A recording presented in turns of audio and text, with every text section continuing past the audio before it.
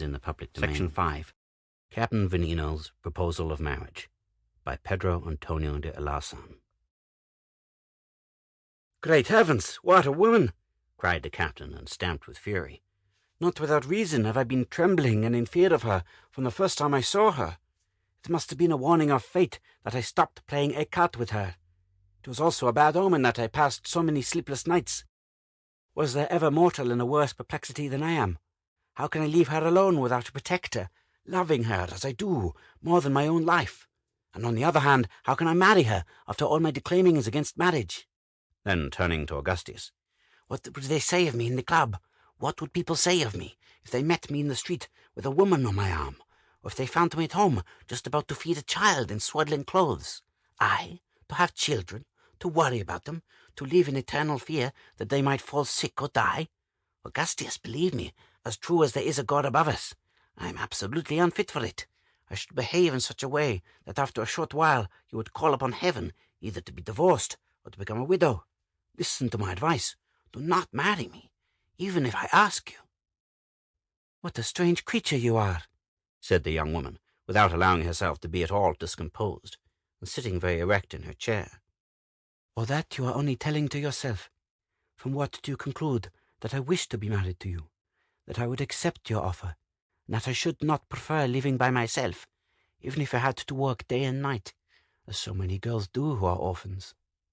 "How do I come to that conclusion?" answered the captain with the greatest candor. "Because it cannot be otherwise, because we love each other, because we are drawn to each other, because a man such as I and a woman such as you cannot live in any other way. Do you suppose I do not understand that? Don't you suppose I have reflected on it before now? Do you think I am indifferent to your good name and reputation?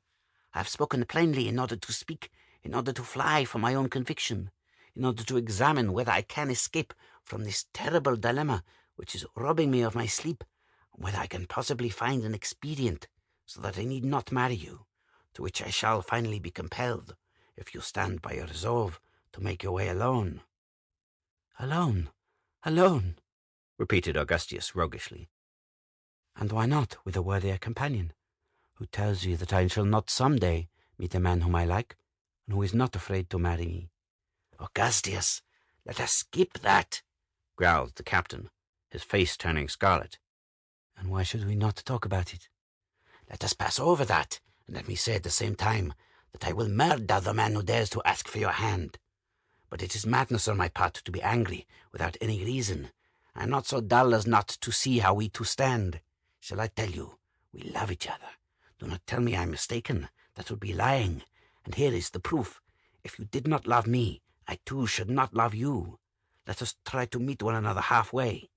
I ask for a delay of 10 years, when I shall have completed my half-century, and when, a feeble old man, I shall have become familiar with the idea of slavery. Then we will marry, without anyone knowing about it. We will leave Madrid and go to the country, where we shall have no spectators, where there will be nobody to make fun of me. But until this happens, please take half of my income secretly, and without any human soul ever knowing anything about it.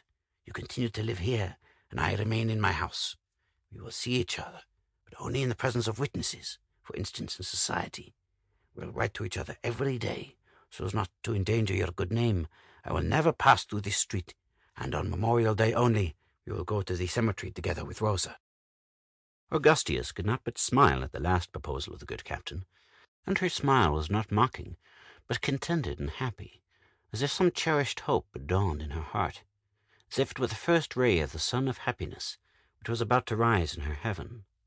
But being a woman, that was brave and free from artifices as few of them, she yet managed to subdue the signs of joy rising within her.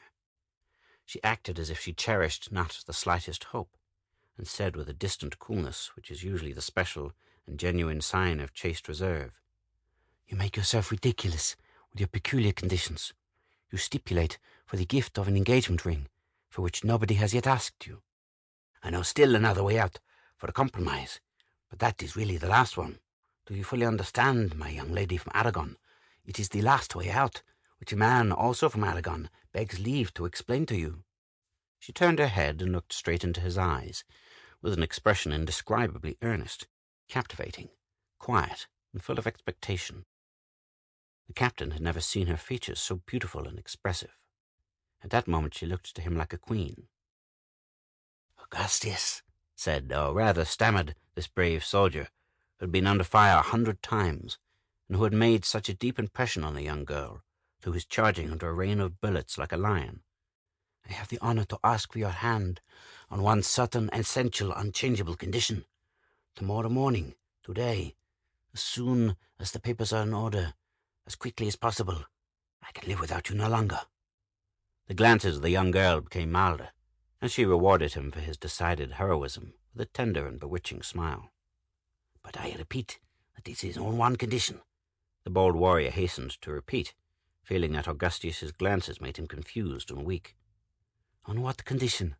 Asked the young girl, turning fully round, and now holding him under the witchery of her sparkling black eyes.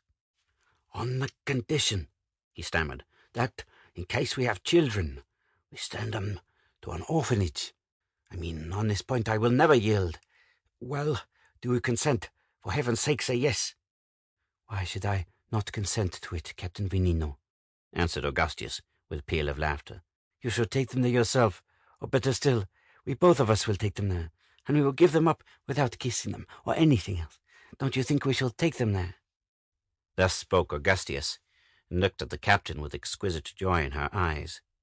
The good captain thought he would die of happiness. A flood of tears burst from his eyes. He folded the blushing girl in his arms and said, So I am lost?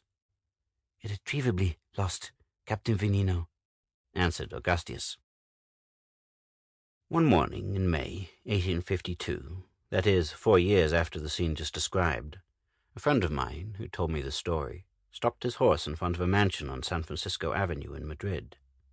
He threw the reins to his groom, and asked the long-coated footman who met him at the door, Is your master at home?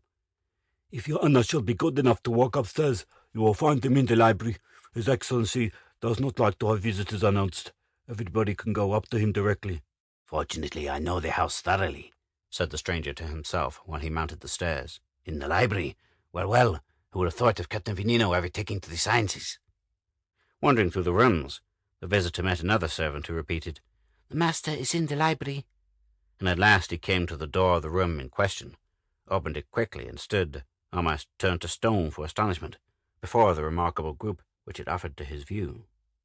In the middle of the room, on the carpet which covered the floor, a man was crawling on all fours. On his back rode a little fellow about 3 years old, who was kicking the man's sides with his heels. Another small boy, who might have been 1.5 years old, stood in front of the man's head, and had evidently been tumbling his hair. One hand held the father's neckerchief, and the little fellow was tugging at it, as if it had been a halter, shouting with delight in his merry child's voice, Gee up, donkey! Gee up! End of Story 5. End of First Love and Other Fascinating Stories.